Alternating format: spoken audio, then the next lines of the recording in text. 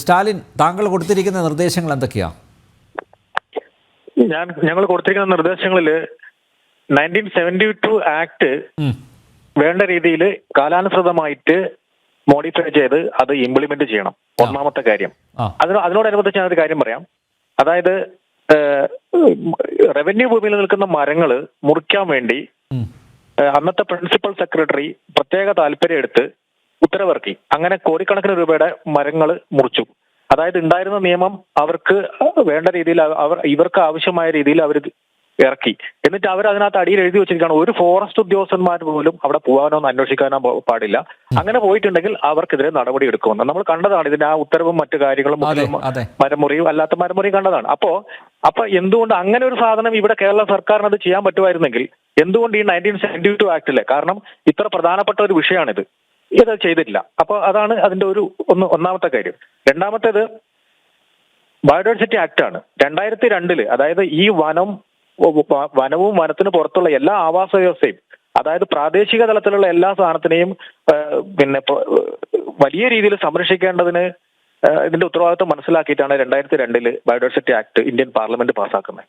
2004 ചട്ടങ്ങൾ വന്നു. Kerala biodiversity board 2008 ചട്ടങ്ങൾ പാസ്സാക്കി. ഈ എല്ലാ പഞ്ചായത്തിലും ത്രിതല സംവിധാനത്തിൽ ഈ ബയോഡൈവേഴ്സിറ്റി മാനേജ്മെന്റ് കമ്മിറ്റികളുണ്ട്. പക്ഷെ അത് വേണ്ട രീതിയിൽ പ്രവർത്തിക്കുന്നില്ല എന്നുള്ളത് നമ്മുടെ ഏറ്റവും വലിയൊരു പരാജയമായിട്ടാണ് ഞാൻ മനസ്സിലാക്കുന്നത്. അപ്പൊ അതുകൊണ്ട് ഈ ബയോഡൈവേഴ്സിറ്റി ആക്ട് ഒരുപാട് നിയമങ്ങളും ആക്ടുകളും ഒക്കെ ഉണ്ട്, പക്ഷെ അത് നടപ്പാക്കുന്നില്ല. വേണ്ടപ്പെട്ട ആളുകൾ അത് നടപ്പാക്കാൻ, അവരത് മനസ്സിലാക്കാൻ ശ്രമിക്കുന്നില്ല, അത് ഇംപ്ലിമെന്റ് ചെയ്യുന്നില്ല. അതുകൊണ്ട് ബയോഡൈവേഴ്സിറ്റി ആക്ട് വളരെ കൃത്യമായിട്ട് എല്ലാ പഞ്ചായത്ത് സംവിധാനത്തിലും അത് നടപ്പാക്കണം. രണ്ടാമത്തെ കാര്യം. മൂന്നാമത്തെ കാര്യം ഇക്കോ സെൻസിറ്റീവ് സോണാണ്. ഇക്കോ സെൻസിറ്റീവ് സോണിനകത്ത് വളരെ കൃത്യമായിട്ടുള്ള നിലപാടുകൾ പറഞ്ഞിരുന്നു. അതിനകത്ത് ബഫർ സോൺ എന്നത് കാടിന്റെ ഉള്ളിലാണ്. അപ്പോൾ ബഫർ സോൺ കാടിന്റെ പുറത്താണെന്ന് പറഞ്ഞ് വ്യാപകമായി പ്രശ്നങ്ങൾ ഉണ്ടാക്കിക്കൊണ്ട് ആ സംഗതിനെ ജനവിരുദ്ധമാക്കിയിട്ട് ആക്കിയിട്ടുണ്ട്. അപ്പൊ ഇക്കോ സെൻസിറ്റീവ് സോൺ എന്താണ്, ബഫർ സോൺ എന്താണ് ഇതിന്റെ ആവശ്യം എന്ന് വളരെ കൃത്യമായിട്ട് ജനങ്ങൾക്ക് മനസ്സിലാവുന്ന രീതിയിൽ അതിലൊരു ഇടപെടൽ വേണം. നാലാമത്തെ കാര്യം എന്ന് പറയുന്നത്, ഈ നമ്മുടെ വനത്തിനകത്തുള്ള തേക്ക്, യൂക്കാലി ഇങ്ങനെയുള്ള സാധനങ്ങൾ അതിനെ വനം പറയാൻ പറ്റില്ല. അങ്ങനെ വലിയ രീതിയിലുള്ള പ്ലാന്റേഷൻ ആണ്. എങ്ങനെയെങ്കിലും ഇതിനെ മാറ്റാനുള്ള നടപടികൾ എടുത്ത് അതിനെ എന്താ പറയാ, നമുക്കൊരു ഗ്രീൻ ഫോറസ്റ്റ് ആക്കുന്ന തരത്തിലേക്കുള്ള കാര്യങ്ങളിലേക്ക് പോണം. അതേപോലെ അഞ്ചാമത്തെ കാര്യം എന്ന് പറയുന്നത് ഈ പറയുന്ന സെന്ന, അതേപോലെ ലെൻഡാന, അതായത് അരിപ്പൂ, ഇങ്ങനെയുള്ള സാധനങ്ങൾ വളരെ വലിയ രീതിയിൽ വ്യാപകമായിട്ട് നമ്മുടെ സ്വാഭാവിക വനം എന്ന് പറയുന്ന സംഗതി ഇല്ലാതാക്കിയിട്ടുണ്ട്. അപ്പൊ ഇതിനെ നിർമ്മാർജ്ജനം ചെയ്യാൻ വേണ്ടിയിട്ടുള്ള പരിപാടി ചെയ്യണം. 2017 ആദ്യമായിട്ട് ഈ സാധനത്തെ പറിച്ചു മാറ്റിയാലാണ് ഞാൻ. എന്നിട്ട് അതിനൊരു 1/2 ഏക്കർ സ്ഥലമാറ്റാണ് അത് പറിച്ചു മാറ്റിയത്. അപ്പോൾ ഒരു കാരണവശാലും ഇത് പറിച്ചാൽ പോവില്ല എന്നുള്ളത് ഡിപ്പാർട്ട്മെന്റിനും അറിയാം, ജനങ്ങൾക്കും അറിയാം. അത്തരത്തിലാണ് അതിന്റെ വളർച്ചയും അതിന്റെ ഘടനയും. എന്നിട്ട് അവർ ആ വർഷം 300 കോടി രൂപയാണ് അത് പറിച്ചു മാറ്റാൻ വേണ്ടിയിട്ട് വെച്ചത്. അപ്പോൾ ഇത് പറ്റില്ല എന്ന് അറിഞ്ഞുകൊണ്ടും കോടിക്കണക്കിന് രൂപയാണ് ഈ പറയുന്ന ഓരോ കാര്യങ്ങൾക്ക് വേണ്ടി ചെയ്യുന്നത്. അപ്പൊ അത് മാറ്റാൻ എന്താണ് ചെയ്യാൻ പറ്റുന്നത്? പ്രാക്ടിക്കലായിട്ട് ചെയ്യാൻ പറ്റുന്ന പല കാര്യങ്ങളുണ്ട്. അത്തരത്തിൽ തന്നെ ചെയ്യേണ്ടിയിരിക്കുന്നുണ്ട്. പിന്നെ ഈ പറയുന്ന ഫോറസ്റ്റുമായിട്ട് ബന്ധപ്പെട്ട ഓഡിറ്റ്, കാരണം നമുക്കറിയാം പല കാര്യങ്ങളിൽ നടക്കുന്ന അഴിമതികൾ എത്ര വലുതാണ്. അത് കൃത്യമായ ഓഡിറ്റും മറ്റു കാര്യങ്ങളൊക്കെ നടക്കേണ്ടതുണ്ട്. പിന്നെ ടൈഗർ ഇല്ലാത്ത നാട്, ടൈഗർ റിസർവുകളുണ്ട്. ഇന്ത്യയിൽ തന്നെ ഒരു ഒറ്റ കടുവ പോലും ഇല്ലാത്ത സ്ഥലങ്ങളുണ്ട്. അപ്പൊ അങ്ങനെയുള്ള ടൈഗർ റിസർവുകളിലേക്ക് ഈ കടുവകളെ ഇവിടുന്ന് പിടിച്ചു മാറ്റണം. അപ്പൊ ഇങ്ങനെ അധികം വരുന്ന സാധനത്തിനെ നമുക്ക് വെടിവെച്ച് കൊല്ലുന്നതിന് പകരം, അല്ലെങ്കിൽ അങ്ങനെയുള്ള സാധനങ്ങളുടെ എണ്ണം ഇല്ലാത്ത സ്ഥലത്തേക്ക് മാറ്റി കഴിഞ്ഞാൽ പറ്റും. കാരണം ഈ കാടിനുള്ളിലെ കടുവയുണ്ട്, കാടിന് പുറത്തുള്ള കടുവകളുണ്ട്. കാടിന് പുറത്തുള്ള കടുവകളെ എന്ത് ചെയ്യാം, ഇതിനെ പിടിച്ച് മറ്റുള്ള സ്ഥലങ്ങളിലേക്ക് മാറ്റാം. അതായത് കാടിനുള്ളിലെ ഈ കടുവേനെ പിടിച്ച് കാട്ടിൽ വിട്ടാൽ അതിനെ രണ്ടുപേരും തമ്മിൽ ഫൈറ്റ് ആയിട്ട് അത് ചത്തുപോകും. അതിന് പകരം ഇപ്പം ബീനാച്ചി എസ്റ്റേറ്റെന്നോ അല്ലെങ്കിൽ തൊവരിമല എസ്റ്റേറ്റെന്നോ അല്ലെങ്കിൽ മറ്റെവിടുന്ന് പിടിക്കുന്ന കടുവേനെ, അത് പുറത്ത് വളരുന്ന കടുവയാണ്, അത് രണ്ട് സ്വഭാവമാണ്. അപ്പൊ ആ കടുവകളെ ഇവിടുന്ന് മാറ്റിക്കഴിഞ്ഞാൽ കുറെ എണ്ണത്തിൽ കുറവ് വരും. അങ്ങനെ ചെയ്യാൻ പറ്റും. പിന്നെ പ്രധാനപ്പെട്ട പറഞ്ഞൊരു കാര്യം, നെൽകൃഷി ഇല്ലാതായതാണ്. നമ്മുടെ വയനാടിന്റെ ആവാസ വ്യവസ്ഥ തകർന്നത് ഈ വയലില്ലാതായതാണ്. ഇത് ശരിക്കും പറഞ്ഞാൽ ഒരു വാട്ടർ ടാങ്കാണ്. തമിഴ്നാട്ടിലേക്കും കർണാടകത്തിലേക്കും ഒക്കെ വെള്ളം കൊണ്ടുപോകാൻ പ്രകൃതി തന്നെ ഒരുക്കി വെച്ച ഒരു വാട്ടർ ടാങ്കാണ് വയനാട്. 39,000 ഹെക്ടർ നെൽവയൽ ഇന്ന് 4,000 ആയിട്ട് വലിയ രീതിയിൽ വയലുകൾ മണ്ണിട്ട് നികത്തിക്കൊണ്ടിരിക്കുകയാണ്. കൃഷിയില്ലാതെ തരിച്ചു കിടക്കുകയാണ്. ചാല് കീറിയിട്ട് ഈ വെള്ളം എത്രയും പെട്ടെന്ന് ഇവിടുന്ന് ഒഴിവായി പോകുന്ന രീതിയിലാണ്. അപ്പൊ ഇത് നെൽവയലുകളെ മാക്സിമം പറ്റുന്നത് തിരിച്ചു കൊണ്ടുവരിക. അപ്പൊ നെൽവയൽ അതിനു വേണ്ടിയിട്ട് പ്രത്യേക പാക്കേജ് കൊടുത്ത് 1 കിലോ നെല്ലിന് മിനിമം ഒരു 50 രൂപയെങ്കിലും കൊടുത്ത് ചെയ്തു കഴിഞ്ഞാൽ ഒരു 4 മാസം കൊണ്ടാണ് 4 മാസത്തെ വളർച്ചയെ നെല്ലിനുള്ളൂ. അപ്പൊ ഒരുപാട് ആളുകൾക്ക് അത് നല്ല ഭക്ഷണം കഴിക്കാൻ പറ്റും. നമ്മുടെ ജൈവ വൈദ്യം വലിയ രീതിയിൽ സംരക്ഷിക്കപ്പെടും. അപ്പോൾ ഇതിനൊരു എളുപ്പ രീതിയിലുള്ള കാര്യങ്ങളാണ്. ഇനി പറയൂ, ഈ നിർദ്ദേശങ്ങൾ പ്രായോഗികമാണോ അപ്രായോഗികമാണോ? പറയൂ.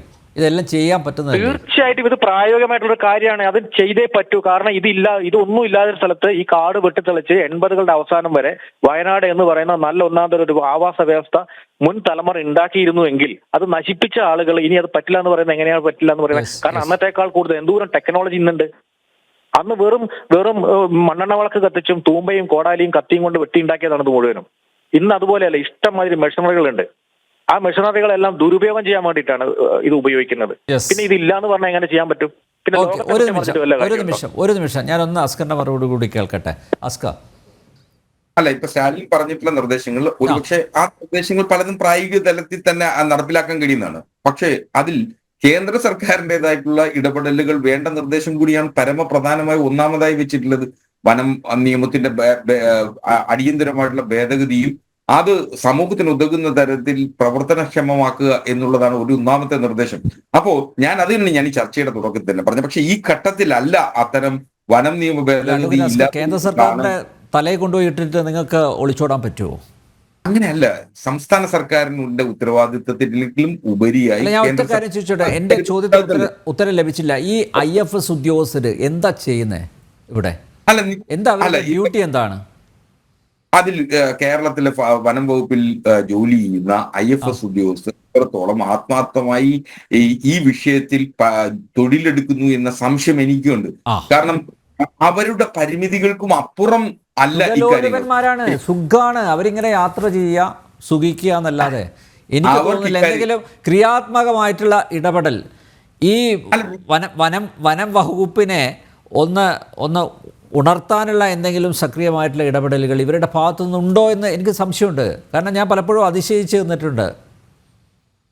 അല്ലെങ്കിൽ അത് ശരി, ഞാൻ അങ്ങയുടെ ആശങ്കയുടെ ഒപ്പം നിൽക്കാനാണ് ആഗ്രഹിക്കുന്നത്. കാരണം ഒരു ഭാവനാവിലാസമുള്ള ഒരു ഉദ്യോഗസ്ഥൻ വിചാരിച്ചാൽ നിശ്ചയമായ ഒരു ഉന്നത ഉദ്യോഗസ്ഥൻ നേരത്തെ ഉണ്ടായിരുന്നു വനം വകുപ്പിൽ വലിയ തോതിൽ മാറ്റങ്ങൾ വരുത്താം. ഒരുപക്ഷെ ആ മാറ്റങ്ങൾ ഇപ്പൊ വനം വകുപ്പിൽ ഉണ്ടാകുന്ന ഒരു വലിയ തോതിലുള്ള അഴിമതിക്കും പ്രാദേശിക തലത്തിൽ അഴിമതിക്കൊക്കെ വഴിതെളിക്കുന്ന തരത്തിലുള്ള പലതരം പ്രവൃത്തികളാണ് യഥാർത്ഥത്തിൽ കാര്യം ഓഡിറ്റിങ്ങിന് പോലും വിധേയമാക്കാൻ കഴിയാത്ത ചിലവുകൾ നടത്തുന്നതിന് ആവശ്യമായിട്ടുള്ള നടപടികളിലാണ് പലപ്പോഴും പ്രതിസന്ധികൾ അവരെ കൊണ്ടെത്തിക്കുന്നത്. ഈ പ്രതിസന്ധി പരിഹരിക്കുന്നതിന് ആവശ്യമായി നടത്തുന്ന ചിലവുകളെ സംബന്ധിച്ച് ആ ചിലവുകളൊന്നും ഓഡിറ്റിങ്ങിന്റെ ഭാഗമായി വരുന്നില്ല, അല്ലെങ്കിൽ അത് കൃത്യമായി കണക്ക് ആക്കപ്പെടുന്നില്ല എന്നുള്ളൊരു വലിയ പരിമിതി ഇക്കാര്യത്തിലുണ്ട്.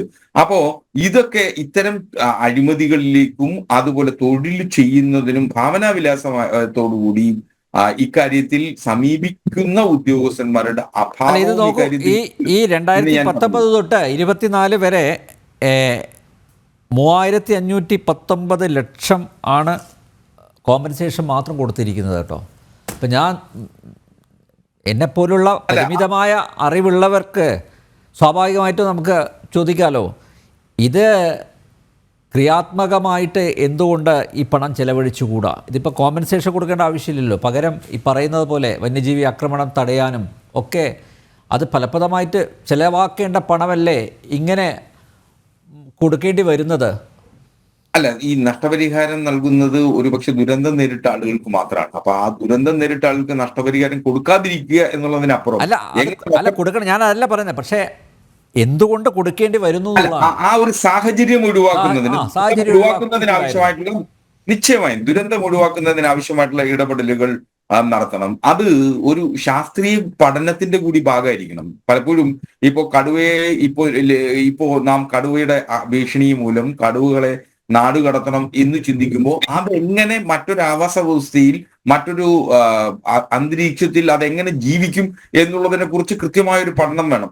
ആ പഠനത്തിന്റെ അഭാവത്തിൽ കടുവകളെ മുഴുവൻ കേരളത്തിൽ നിന്ന് പിടിച്ച് മറ്റൊരു സ്ഥലത്തേക്ക് കൊണ്ടുപോകണം എന്നൊരു നിർദ്ദേശം ഒരുപക്ഷെ നമുക്ക് കേൾക്കുമ്പോൾ വലിയ കടുവകളില്ലാത്ത റിസർവ് ഫോറസ്റ്റുകളിലേക്ക് കടത്തണം എന്നുള്ള ഒരു നിർദ്ദേശമാണ്.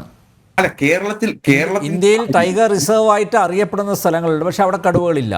ഇല്ല, അല്ല, സ്വാഭാവികമേ അത് അതിന്റെ പ്രകൃതിയുമായി അല്ലെങ്കിൽ അതിന്റെ കാലാവസ്ഥയുമായി ഈ കേരളത്തിൽ ജീവിച്ചു വരുന്ന കടുവകൾക്ക് ജീവിക്കാനാകുമോ എന്നുള്ളതൊരു വലിയ പഠനത്തിന്റെ കൂടി ആവശ്യമാണ്. അപ്പോൾ അത്തരത്തിൽ ഇനി സമയം വൈകിക്കൂടാ. ഉള്ള സമയം കൊണ്ട് ഇനിയെങ്കിലും സർക്കാരുകളും ഉദ്യോഗസ്ഥന്മാരും ഉണർന്നു പ്രവർത്തിക്കണമെന്ന് തന്നെയാണ്. അതിൽ കേന്ദ്ര സർക്കാരിനാണ് കൂടുതൽ കാര്യങ്ങൾ ചെയ്യാൻ കഴിയുക. രാജ്യത്താകമാനുള്ള കാര്യങ്ങൾ നിയന്ത്രിക്കുന്നു എന്നുള്ള അർത്ഥത്തിൽ കേന്ദ്ര സർക്കാരിന് അക്കാര്യത്തിൽ നിന്ന് ഒളിച്ചോടാനാവില്ല. കേന്ദ്ര സർക്കാരിന് അടിയന്തരമായി ഈ വിഷയത്തിൽ കേരളത്തിലെ വന്യജീവികളും അല്ലെങ്കിൽ ജനങ്ങളും തമ്മിലുള്ള ഇത്തരം സംഘർഷങ്ങൾ ഒഴിവാക്കുന്നതിന് ആവശ്യമായിട്ടുള്ള പഠനം നടത്തുന്നതിന് ഒരു ഉന്നതതല സംഘത്തെ നിയോഗിക്കുന്നതിന് ആവശ്യമായിട്ടുള്ള നിർദ്ദേശം നൽകാമല്ലോ. അപ്പൊ അത് touch the heart and say. ഇതിപ്പോൾ നോക്കൂ, ദുരന്തങ്ങൾ ഇങ്ങനെ അടിക്കടി ആവർത്തിച്ചുകൊണ്ടിരിക്കുകയാണ് അല്ലേ. നമ്മൾ മാധ്യമങ്ങൾ ചർച്ച ചെയ്യും, ഇതുപോലെ കോമ്പൻസേഷൻ കൊടുക്കും, ജനങ്ങളുടെ പ്രതിഷേധം ഉണ്ടാവും. പക്ഷേ ഭരണാധികാരികൾക്ക് തന്നെ അറിയാം ഇത് അധികകാലം നീണ്ടു നിൽക്കില്ല എന്നുള്ളത്. ഇനി നമ്മൾ ഉണർന്ന് പ്രവർത്തിക്കുന്ന എപ്പോഴാണ്? അടുത്ത ഒരു അറ്റാക്ക് വരുമ്പോൾ, ഒരു മനുഷ്യജീവൻ ഇല്ലാതാകുമ്പോഴാണ് നമ്മൾ ഉണർന്ന് പ്രവർത്തിക്കുന്നതല്ലേ. ആ ഒരു സ്ഥിതിക്ക് എന്തുകൊണ്ട് മാറ്റം ഉണ്ടാകുന്നില്ല എന്നുള്ളതാണ്. അത് ഞാനോ അസ്കറോ വിചാരിച്ചാൽ നടക്കില്ല. ഇപ്പോൾ MK രാംദാസ് ആവട്ടെ, സ്റ്റാലിൻ ആവട്ടെ, സംഷാദ് ആവട്ടെ, ഇവരൊക്കെ കൃത്യമായ അധികാരികളെ ഇത് ബോധ്യപ്പെടുത്തുന്നുണ്ട്. പക്ഷേ എന്തുകൊണ്ട്, ഞാൻ ആവർത്തിച്ച് ചോദിക്കുകയാണ്, എന്തുകൊണ്ട് സക്രിയമായിട്ടുള്ള ഒരു ഇടപെടൽ, ഈ ഒരു പ്രശ്നത്തിന് ശാശ്വത പരിഹാരം വേണം എന്ന ഒരു നിർബന്ധ ബുദ്ധി എന്തുകൊണ്ട് നമ്മുടെ ഭരണകൂടത്തിന് ഉണ്ടാവുന്നില്ല എന്നുള്ളതാണ് ചോദ്യം. ഇവിടെ താൽക്കാലികമായിട്ട് ഇതുപോലെ ആളുകളുടെ കണ്ണിൽ പൊടിയിടാനുള്ള ചില തന്ത്രങ്ങൾ മാത്രം പോരാ. അഡ്വക്കേറ്റ് അസ്ക. അല്ല, അതിന്റെ രീതിയിലൊരു പ്രശ്നം, പൂച്ചയ്ക്ക് ആരും മണി കിട്ടും എന്നൊരു ചൊല്ലുള്ളത് പോലെ നിശ്ചയമായും എല്ലാവരും പൂച്ചയ്ക്ക് മണി കിട്ടുന്നതിന് വേണ്ടി തയ്യാറെടുക്കുക എന്നുള്ളത് മാത്രമേ ഉള്ളൂ. ഇതിൽ സംസ്ഥാന സർക്കാരിനെയോ അല്ലെങ്കിൽ പ്രദേശത്ത് ഇപ്പൊ ജില്ലാ ഭരണകൂടത്തെയോ അല്ലെങ്കിൽ വയനാട്ടിലെ ജില്ലാ പഞ്ചായത്തിനെയോ അല്ലെങ്കിൽ പ്രദേശത്തെ തദ്ദേശ സ്വയംഭരണ സ്ഥാപനത്തെ മാത്രം നമുക്ക് ഇങ്ങനെ പടി പറഞ്ഞിരുന്നിട്ട് കാര്യമില്ല. എല്ലാവർക്കും കൂടി ചെയ്യാൻ കഴിയുന്ന ഒരു വലിയ കാര്യം, ഈ വയനാട് നേരിടുന്ന പ്രതിസന്ധിയെ എന്തുകൊണ്ട് വയനാടിൻ്റെതായിട്ടുള്ള 2 MP മാരുണ്ടല്ലോ പാർലമെന്റിൽ, എന്തുകൊണ്ട് ഈ വിഷയത്തെ അടിയന്തര ശ്രദ്ധ കേന്ദ്ര ഗവൺമെന്റ് മുന്നിൽ കൊണ്ടുവരുന്നതിനുള്ള ശ്രമം നടത്തുന്നില്ല? ഒരുപക്ഷെ അവർ ഈ വിഷയത്തെ എത്രത്തോളം സമീപിച്ചിരിക്കുന്നു എന്നുള്ളതിന്റെ കൂടി ഒരു ആശങ്ക കാര്യത്തിലുണ്ട്. അപ്പോ എന്തുകൊണ്ട് ആ 2 MP മാർക്കും, വയനാട് നിന്ന് 2 MP മാരാണല്ലോ, അപ്പൊ ആ 2 MP മാരും പാർലമെന്റിൽ ഇന്ത്യയുടെ പ്രതിപക്ഷ നേതാവ് അടക്കം വയനാടിന്റെ പ്രാതിനിധ്യം ഉൾക്കൊള്ളുന്ന ആളുകളാണ്. അപ്പോ അവർ എന്തുകൊണ്ട് വയനാടിന്റെ ഈ പ്രശ്നം ഉന്നയിക്കുന്നില്ല എന്ന രാഷ്ട്രീയ ചോദ്യം കൂടിയുണ്ട്. ഇതൊന്നും ഈ ഘട്ടത്തിലല്ല ചർച്ച ചെയ്യേണ്ടത്, മറുപടി പറയേണ്ടത്. അത് ചോദ്യം പാർലമെന്റിൽ ഉന്നയിക്കപ്പെടേണ്ടതാണ്. എന്തുകൊണ്ട് വയനാട് ഇത്തരം ഒരു പ്രതിസന്ധിയിലേക്ക് പോകുന്നു? കേന്ദ്ര സർക്കാർ എന്തുകൊണ്ട് അനങ്ങാപ്പാറ നയം എടുക്കുന്നു? ഇതിൽ ശാസ്ത്രീയമായ ഇടപെടലുകൾ നടത്തുന്നതിനും ഇതിനെ സംബന്ധിച്ച പഠനം നടത്തുന്നതിനും ഇതിനാവശ്യമായിട്ടുള്ള പദ്ധതി വിഹിതം നൽകുന്നതിനും എന്തുകൊണ്ട് കേന്ദ്ര സർക്കാർ മടി കാണിക്കുന്നു എന്നുള്ളതും വനം നിയമത്തിന്റെ ഭേദഗതി അടിയന്തിരമായി ചെയ്ത് കാലാനുസൃതമായിട്ടുള്ള മാറ്റം വരുത്തുന്നതിനാവശ്യമായിട്ടുള്ള നിർദ്ദേശം വെക്കുന്നതിന് ഒരുപക്ഷെ ഇന്ത്യയുടെ സംസ്ഥാന സർക്കാർ ഇങ്ങനെയൊക്കെ പോവും അല്ലേ? സംസ്ഥാന സർക്കാരിന് ചെയ്യാവുന്നതിന്റെ പരിമിതികളിൽ നിന്നുകൊണ്ട് ചെയ്യുന്നു എന്ന് തന്നെയാണ് ഞാൻ.